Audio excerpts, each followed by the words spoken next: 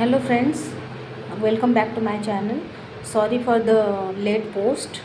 Actually मेरे पास time नहीं था, तो ज़्यादा टाइम वेस्ट ना करते हुए आज हम चैप्टर 1 के जितने भी पढ़ाई किए थे उसका एक क्विक रिवीजन कर लेते हैं। ठीक है, तो पहले हम लोगों ने पढ़ा था पहले क्लास में जीडीपी, जीएनपी, एनएनपी के बारे में। जीडीपी मतलब ग्रॉस डोमेस्टिक प्रोडक्ट, मतलब एक कंट्री के अंदर जितना भी प्रोडक्शन हो रहा है, एक कंट्री के बाउंड्री के अंदर, चाहे वो दूसरे कंट्री की कंपनी हो या अपने खुद की कंपनी हो, जो अपनी बाउंड्री के अंदर जो भी प्रोड्यूस होता है उसको बोलते हैं जीडीपी।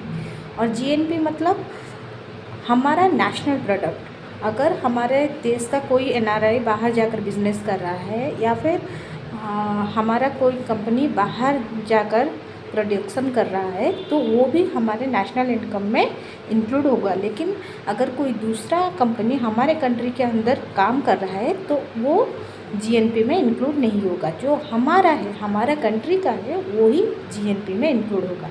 और एनएनपी क्या है? जब हम जीएनपी से जो डेप्रिसिएशन कॉस्ट होता है उसको हम रिड्यूस कर लेते हैं तो वो आ जाएगा एनएनपी, मतलब नेट नेशनल इनकम। ठीक है, थोड़ा ज़्यादा ही स्पीड कर रही हूँ क्योंकि मुझे ज़्यादा लंबा अपने वीडियो को नहीं खींचना है। और अगर कोई डाउट हो तो आप पिछले वीडियो को देख सकते हैं। ठीक है, जीडीपी मतलब हमारे देश के बाउंड्री के अंदर, चाहे अपना हो पराया हो, जो भी प्रोड्यूस कर रहा है वो जीडीपी में आएगा। जीएनपी मतलब हमारा है, चाहे वो बाहर में रहे, कहीं भी रहे, तो वो जीएनपी के अंदर रहता है। एनएनपी मतलब उसमें से जो भी गुड्स अगर ख़राब हो गए तो उसको हमको डेप्रिसिएशन वैल्यू उसमें से घटाना है, तो वो आ जाएगा हमारा एनएनपी। और जीएनपी या एनएनपी वो हम लोगों का ज़्यादा अच्छा होना चाहिए। अगर जीएनपी और एनएनपी हम लोगों का अच्छा है तो हमारा देश का इकोनॉमिक डेवलपमेंट हो रहा है। ठीक है, ये हम लोग पहले क्लास में पढ़े थे। उसके बाद पढ़ाई की है कि इकोनॉमिक्स की ज़रूरत क्या है, क्योंकि देखिए हम लोगों के पास रिसोर्सेज लिमिटेड है और हमारे वांट्स जो है वो अनलिमिटेड है। हमारे लिमिटेड रिसोर्सेज के साथ हम अनलिमिटेड वांट्स को कैसे अच्छी तरह से फुलफिल कर सकते हैं, इसका परफेक्ट यूटिलाइजेशन जानने के लिए हमें इकोनॉमिक्स का जानना पड़ता है। ठीक है, तो इकोनॉमी मतलब किसी एक कंट्री का इकोनॉमी, उसको बोलते हैं इकोनॉमी। उसके बाद आया इकोनॉमी के टाइप्स। एक है माइक्रो इकोनॉमिक्स, एक है मैक्रो इकोनॉमिक्स। मैक्रो मतलब बड़ा, माइक्रो मतलब छोटा। अगर किसी मैं आपको बोलूँ किसी एक इंडिविजुअल फार्म को स्टडी करने के लिए, छोटा यूनिट को स्टडी करने के लिए, तो वो हुआ माइक्रो इकोनॉमिक्स।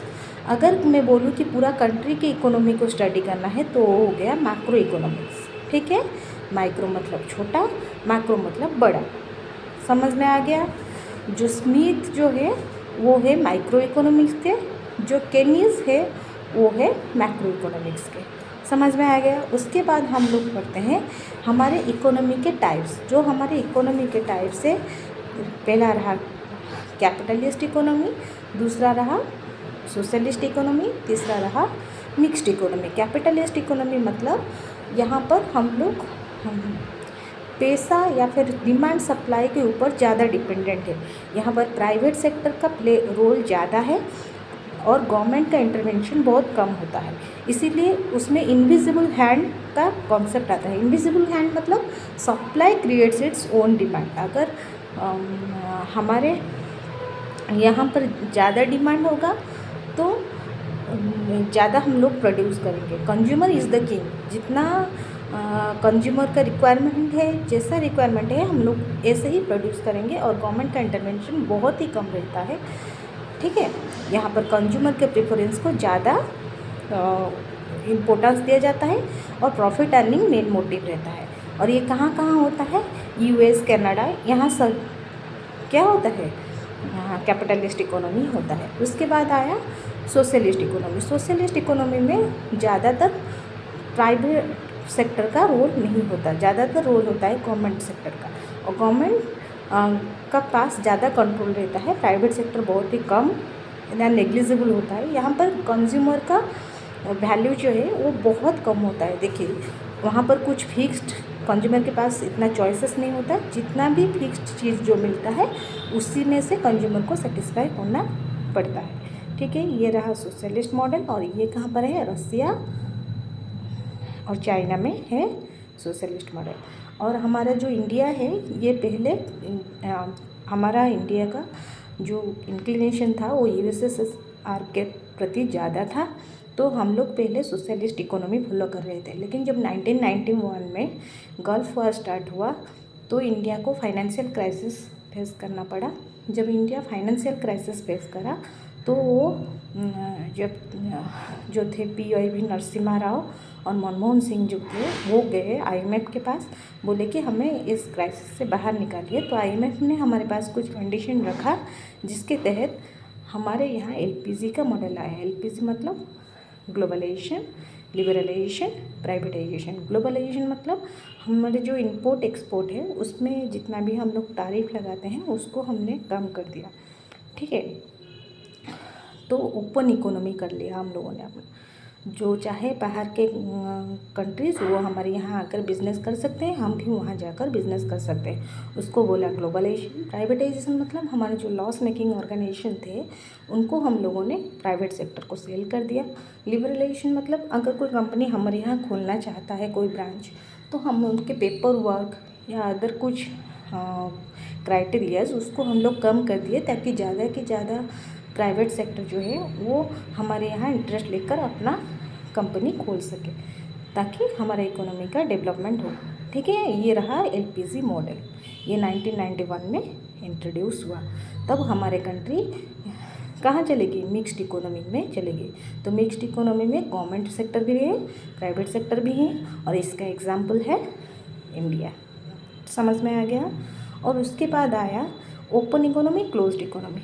ओपन इकोनॉमी मतलब जहाँ पर बाहर के लोग भी आकर बिज़नेस कर सकते हैं, हम भी जाकर बिज़नेस कर सकते हैं। क्लोज्ड इकोनॉमी मतलब कोई भी नहीं आ सकता, कोई भी नहीं जा सकता, अपने अंदर के लोग अंदर में बिज़नेस कर, ठीक, समझ में आया। और उसके बाद आया organise sector, unorganise sector. Organised sector मतलब हमारे सब कुछ ऑर्गेनाइज्ड है, एक फिक्स्ड सैलरी है, कुछ रूल्स एंड रेगुलेशंस है, जॉब सिक्योरिटी है, ठीक है। लेकिन प्राइवेट सेक्टर में जॉब सिक्योरिटी नहीं है, फिक्स टाइम टेबल नहीं है, EPF PF वगैरह जो प्रोविज़न जो बेनिफिट मिलता है वो नहीं मिलता, फिक्स्ड एक टाइमिंग नहीं है, जॉब सिक्योरिटी नहीं है, ठीक है, समझ में आ गया। और लास्ट में हम लोगों ने पढ़ा था सर्कुलर फ्लो इन इकोनॉमी। तो हम लोगों ने तब पढ़ा था कि हमारे जो 5 इम्पोर्टेंट प्लेयर्स हैं इकोनॉमी में, पहला आया कंज्यूमिंग सेक्टर और प्रोड्यूसिंग सेक्टर। कंज्यूमर क्या, जब एक प्रोड्यूसिंग यूनिट हमारे यहाँ अपना प्रोडक्शन स्टार्ट करता है तो कंज्यूमिंग सेक्टर उसको क्या देता है? लैंड देता है, कैपिटल देता है, मनी देता है, लैंड, कैपिटल, और उसको मैन पावर सप्लाई करता है और अपना कुछ शेयर देता है। तो उसके बदले में वो हमें क्या देता है? लैंड के बदले हमें रेंट देता है, मनी के बदले हमें इंटरेस्ट देता है, ठीक है। अगर हम ऑर्गेनाइजेशन के मेंबर हो गए तो हमें प्रॉफिट देता है। तो और उसके ऐसे हमारे मैन पावर जो लगते हैं उनको लेबर देता है, ठीक है। उसी तरह प्रोड्यूसिंग सेक्टर हमको क्या देता है? प्रोड्यूसिंग सेक्टर हमें गुड्स एंड सर्विसेज देते हैं। इसके बदले हम क्या करते हैं? हम जो गुड्स एंड सर्विसेज उनसे ख़रीदते हैं उनको हम क्या देते हैं? हमारा एक्सपेंडिचर, कैपिटल एक्सपेंडिचर उनको देते हैं। वो वाला मैंने डायग्राम करके बताया था उसमें, वो वाले वीडियो अगर आप रेफरेंस से देख लेंगे तो आपको अच्छे से याद आ जाएगा, ठीक है। और दूसरा रिलेशन हुआ हमारा गवर्नमेंट के साथ। गवर्नमेंट क्या करता है? जो प्रोड्यूसिंग सेक्टर है उससे हमें चीज़ जो उससे भी टैक्स लेता है, हमसे भी टैक्स लेता है और हमें कुछ बेनिफिट्स देता है, जैसे कि EPF, जो PF, पेंशन, वो स्कॉलरशिप, वो सब फ्री ऑफ कॉस्ट देता है। और हमारे बिहार में जो प्रोड्यूसर को देता है उसको सब्सिडीज़ बोलते हैं। ये वाला सेक्टर भी पढ़ा था। और एक रिलेशन था एक्सटर्नल फैक्टर और हमारा जो प्रोड्यूसिंग सेक्टर और कंज्यूमिंग सेक्टर में। और एक क्या पढ़ा था हमने? बैंक कैसे इंटरमीडियरी काम करता है। बैंक हम लोगों से पैसा लेता है और प्रोड्यूसिंग सेक्टर को देता है, और प्रोड्यूसिंग सेक्टर से पैसा जो इंटरेस्ट लाता है वो कुछ अपने पास रखकर कुछ हमारे पास देता है। ऐसे बैंक भी एक इंटरमीडिएट सेक्टर के हिसाब से काम करता है। ठीक है, ये रहा हमारा चैप्टर 1 का एक क्विक रिव्यू।